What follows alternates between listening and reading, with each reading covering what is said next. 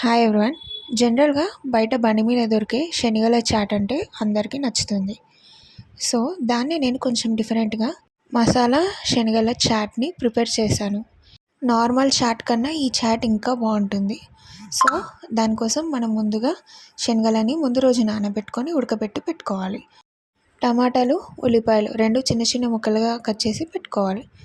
And దీంట్లో మసాలా కోసం ఒక బౌల్ తీసుకొని అందులో కావాల్సినంత పసుపు, జీలకర్ర పొడి, ధనియాల పొడి, గరం మసాలా అండ్ మెయిన్గా మనకి ఈ మసాలా చాట్లో టేస్ట్ వచ్చేది ఏంటి అంటే చాట్ మసాలాతోని.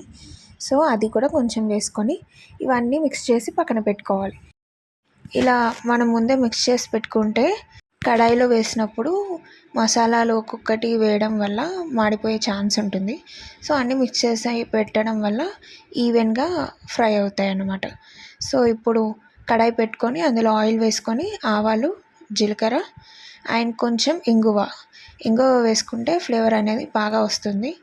అండ్ మనం ఉడకపెట్టుకున్న శనగల్ని వేసుకొని కొంచెం కలుపుకోవాలి. ఆ తర్వాత టేస్ట్కి సరిపడా ఉప్పు, కారం 2 వేసుకొని శనగలకి ఉప్పు, కారం అనేది బాగా మిక్స్ అయ్యేలా కలుపుకోవాలి. ఇలా కలుపుకున్నాక మనం ముందుగా ప్రిపేర్ చేసి పెట్టుకున్న మసాలాని ఇందులో వేసుకోవాలి. అండ్ మసాలా వేయడం వల్ల కొంచెం ఘాటు వస్తుంది, తొందరగా మాడిపోయే ఛాన్స్ కూడా ఉంటుంది. అందుకే స్టవ్ అనేది ఫ్లేమ్ చిన్నగా పెట్టుకొని కలుపుకోవాలి. ఇలా మనకు పొగలు వచ్చేలా వేడైతే సరిపోతుంది.